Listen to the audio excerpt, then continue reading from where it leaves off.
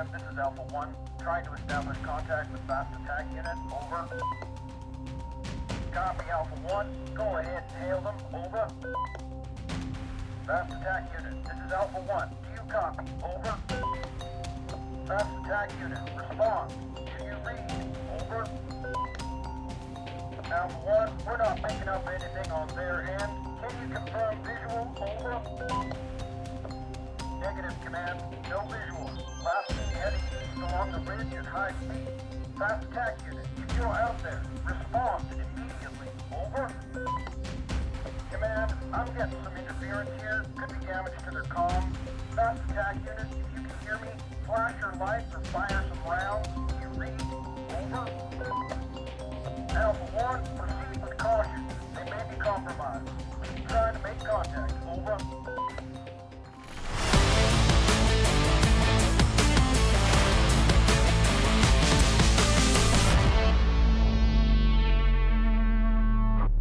Welcome back to FastFreddyRC, and today I want to take a closer look at the Tamiya Fast Attack Vehicle and review the build process, as there are a couple of things in particular that I think you need to be aware of before you get started. One has to do with all the paint requirements of this kit, and the other has to do with the ESC placement. But first, let's take a look at the finished car. Wow, just look at it. This kit is one of the coolest looking Tamiya RCs that were ever made, in my opinion. And like I mentioned in the unboxing video, this kit is the reason I got into RC in the first place, as it was the first RC car I ever saw out in the wild. Now, what really makes this kit special, to me, is the driver figure. Unlike most Tamiya kits, where it's just a head or a half body, the Fast Attack vehicle gives you the head, body, and even the legs and arms. The driver figure is so central to the overall look of the car. It's just too cool. But the attention to detail goes even farther, as you have a gear shifter, steering wheel, and even a full-on dashboard with all the gauges. And let's not forget about the machine gun. You'd think this would be the first thing to break off after a few rollovers, but it's actually attached to the chassis with a large spring, so it's designed to take a beating and bounce right back up again. I have to tell you that I was going through an old 1988 radio-controlled car magazine recently, trying to find some old pricing on the Tamiya kits. Now, in doing so, I noticed that the Fast Attack vehicle wasn't even listed as a kit you could buy. I was actually quite surprised, and after doing a bit of digging, I was shocked to find out that the original Fast Attack was only produced for 2 years before it was discontinued. So the original was only available from 1984 to 1986 and never made a return until the re-release in 2011. That's a massive gap. I just found that kind of interesting. They've been a hard kit to find. So when it was announced that they were coming back for 2024, I just had to put myself on the list, and because I really wanted one of these kits. And after all, this was the kit that started off that FAV line of cars. The Wild One, Sharkmouth Fast Attack Vehicle, and the Blockhead Motors Wild One are all based on this chassis. Now, before I got into RC, I spent my time as a kid building 1/24th scale models. Revel kits, monogram kits, you name it, I had them all, and I loved working on all the little details. There was so much painting to do, and I loved making them all look as realistic as possible. And even some of the newer ones, there were little wires that you'd have to glue onto the motor so that when you pop the hood, it looked like a real engine. Well, why am I telling you that? Well, let's jump right into the build. As we know, in recent history, Tamiya was strictly a plastic model company before they moved into the world of RC. And the 1984 Fast Attack vehicle is a perfect example of Tamiya's detailed modeling background blended with their new RC endeavors. Now, when you open the instruction manual and get to step 1, you'll notice that you're supposed to use painted parts right from the start. Now, when I saw this, I realized the best plan of attack for this kit was to find all the parts that need painting and start there. There's these side pieces, the front light buckets, there's the rear light buckets, and even the chassis itself is supposed to be painted. But that I didn't do, as the chassis is already molded in light sand, so I'd rather just leave it alone. And of course, you need to paint the driver figure. And based on the paint scheme Tamiya suggests in the manual, this is going to take you a long time to do. Now, if I'm honest, I had originally planned to do something simple for the driver, maybe a solid color just to get it done. But John from JFRC, who also does build videos in the UK, and I'll put a link in the description to his channel, said something about how he was looking forward to seeing how I painted the driver figure. And my immediate thought was, crap, guess I'm going to have to spend some time painting this guy. So John, I have you to thank for that little push, because once I got back into painting this guy, it took me right back to those 1/24 scale car modeling days. I had so much fun taking time with this guy and really making sure all the details were correct. And that driver figure really does set the tone for the whole kit. Now, as you can see, I didn't do the markings exactly as shown in the manual, but I used the same colors that Tamiya suggests and more or less just made up my own look. Now first, I painted the whole driver area flat black along with the driver's harness. Then I completely painted the driver figure NATO green as the base layer. Now I was a bit worried that my design plan wasn't going to look that good, but once I painted all the other camo line markings on top of the green base, I was actually nicely surprised. And it's funny, as you went through, it started to look better and better and better. Anyways, I found that in the end, this actually looks quite good. So when you're building this kit, I'd recommend you start painting the driver figure immediately, because the driver is going to take a lot more time than anything else to paint, and you'll have to give each coat time to dry before using another color. Now I actually painted the driver figure over 2 weeks, so that by the time I got to step 11, which is the driver figure, it would be ready to install in the car. So with the Fast Attack, I found that to do it justice, you really need to spend time working on all of the painting details of the kit first, before you start working on the actual build. And I can't stress this enough, that the painting of this kit is a huge part of the finished product. So just know that this kit's going to take some time to complete. And if you enjoy painting, you're going to have a tremendous amount of fun putting this together. Now, one other thing about the paint. On step 1, it asks you to paint the side pieces olive drab 2. Well, I couldn't find olive drab 2 anywhere, so I decided to use XF67 NATO green as a replacement, and I fell in love with it. The NATO green is a bit lighter than the olive drab 2, and I really like the overall look, so much so that I decided to paint the wheels NATO green. Now, the instructions don't mention you painting the wheels at all, but for me, as the Fast Attack vehicle kit is mostly plastic parts molded in light sand, it just looked too much like a plastic kit. Even their promo pictures, it just looks like it's all plastic. So I just felt it needed something else.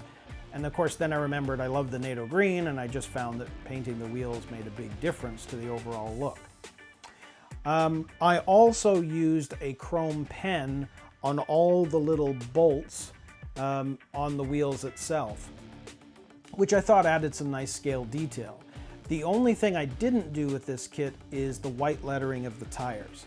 I just found that was a bit too much. It's meant to be a military vehicle, you don't want it standing out, so I've left the white lettering alone on this kit.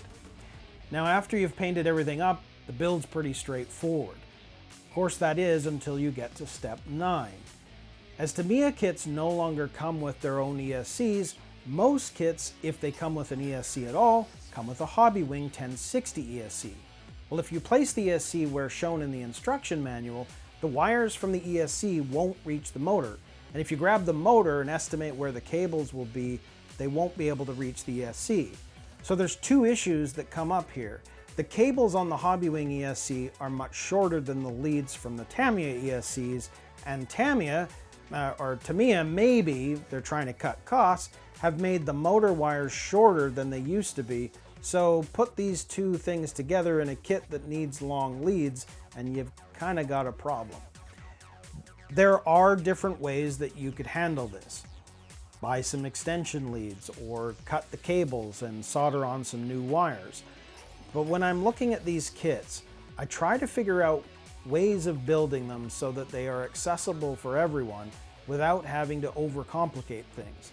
And if you're new to the hobby or not that tech savvy, I don't want you to be scared away from the build because it really is a fun kit to build. And again, it's one of the coolest kits I know of in terms of looks. So for me, I went a different route with that. Now, as this is a 1994 re-release, the box where you used to put the 4 AA batteries to run the radio gear is still on this kit. And if you open it up, there's enough room to put your Hobbywing 1060 into this space. Now the beauty of putting the ESC here is that one, it's easy to get to if you want to make an adjustment, as the box is only held on together with this rubber band. And two, if you make a few notches in the plastic for the motor, battery, ESC, and steering servo cables, along with the motor cables, it will nicely reach the ESC, and most of the cables will be completely hidden. Now with such an open cockpit area, I didn't want to see too much of the wiring, as it takes away from the realism of the whole kit. So doing it this way, most of the excess wiring and the ESC are nicely hidden away. Now, some people may say that by putting the ESC in the box, you're eliminating airflow and the ESC could overheat. But if you're going to go completely stock, this setup's going to be just fine. Now, if you would like and prefer more airflow to cool things down, or if you're going to go to a souped up motor or a brushless system, which obviously will create more heat, you can always drill some holes in the front and in the back of the box of the cover to allow airflow over the ESC. So drilling some holes in the box isn't going to affect the overall look either, and you can always make some sort of military design with the holes or do whatever you want just to keep the theme going. Anyway, using the unused battery box for the electronics keeps things neat and tidy, so this definitely is my suggestion for dealing with the short cables. Now, in step 21, Tamiya gives you an 18-tooth pinion gear and a 15-tooth pinion gear. One is for speed, one is for torque. I chose the 18-tooth pinion as speed was more important to me than the torque with this kit, but it's nice that they give you options. And the other thing is, as the screw mounts on the gearbox are fixed, you don't really have any other choice but to use either of these two pinions with whatever motor you decide to use. So maybe that's the other reason they included both pinion gears. Now, from there, things are relatively simple again until you get to step 25. Now, I was expecting issues with the wheels, as the Fast Attack uses a 3-piece wheel setup similar to the Frog, Hornet, and Grasshopper, etc. So I thought these wheels might give me some trouble, and I've already figured out a solution for them if they did. However, that wasn't a problem with these ones. These wheels you can put together exactly how they say in the manual, because the Fast Attack tires are very soft and pliable, meaning that you can easily get the center inserts into the tires and not have to resort to swearing and screaming for 45 minutes. If you know, you know. Now moving on. After step 25, everything's pretty smooth again until you get to step 27. And again, it says to paint the hood, which I haven't done, but this is also where you put on the dashboard decal and work on the machine gun. Now, I have found this step pretty cool because it's just the first RC kit I've ever worked on where you had to work on a gun. But anyway, you can see that there are two halves of the gun, and it goes together with two screws. Now, as a tip, you might want to do what I did here and paint the screws flat black to hide them as much as possible. If the paint scuffs off with use, you can just paint them over again. But painting the screws the flat black matches the gun, and it just looks a lot better than seeing bright silver screws. Then in step 28, you have to put on the decals. Now it says to attach the hood before putting on the decals so you can line things up. Makes total sense. And I'm glad I did, because I found that the hood wasn't that easy to put on, as the driver figure seems to get in the way. Now it's possible that I glued the left side of the driver's arm on too high, and that means that the body catches the fingers on the steering wheel. So when you're building this, you might want to think about the hood, and if you haven't got to gluing the driver figure yet, make sure the arm is sitting low enough so that it's not interfering with the hood when you try to put that on. Now that being said, I was able to just push the arms out of the way. It was a little tough, but I did manage to get the hood secure, which seems to have worked out. But once the decals were on, I took the hood off again and moved to step 29 to attach the machine gun. I was then able to put that on, and once it was all screwed down, everything just seemed to be fine. So it wasn't too hard, too much of a worry, but just be careful of that. Now moving on to step 30, and the last step of the build, you have to put the battery cover on. Now it's interesting to see the differences between this kit and the 2021 Blockhead Motors Wild One, because you can see here that with the Blockhead Motors Wild One, they use a graphite piece for the battery cover, which is then attached with one small body pin to the rear suspension shafts. But with the Fast Attack, it's full plastic battery cover, like the Grasshopper or Hornet, and it's attached with two pins that go into a different back piece that we attached when working on the rear suspension shafts. But the pins seem to keep everything in place, and unlike the Blockhead Wild One, the battery cover completely covers the battery housing. So the battery is actually completely out of the elements, which I kind of like. So in the end, this really was an incredibly fun kit to put together. And other than the painting and the ESC placement, the overall build is pretty straightforward. Now, if you love painting and detail work, this really is the perfect kit to get your creative juices flowing. And I've seen so many different ways that people have painted the driver figure. They always talk about the Tamiya lunchbox as being a canvas for whatever you want to do with the body. Well, in some ways, this kit is much the same, because there's so many ways you can paint the driver, and no two figures will ever look the same. One last thing. If you have or are planning to build this kit and would like some help along the way, I have a complete step-by-step build series here, and more videos will come out as I finish editing them. Now, if questions come up along the way where you need a little help, please feel free to reach out. Okay, well that's it for me. So until next time, we'll see you in another video.